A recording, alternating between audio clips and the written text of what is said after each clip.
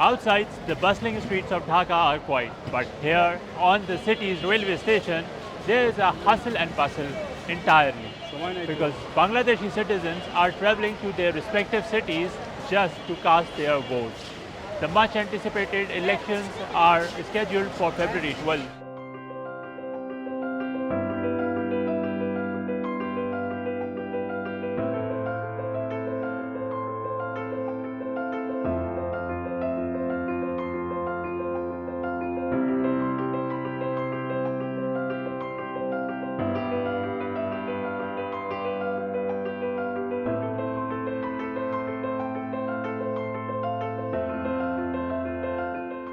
আমি আগে কখনো ভোট দিতে পারি নাই।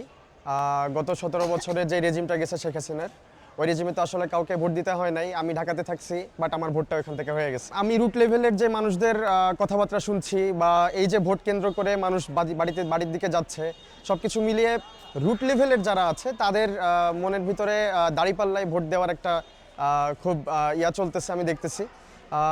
যদি সুষ্ঠু ভোট হয় তাহলে আমার মনে হয় যে দাঁড়িপাল্লা চলে আসবে।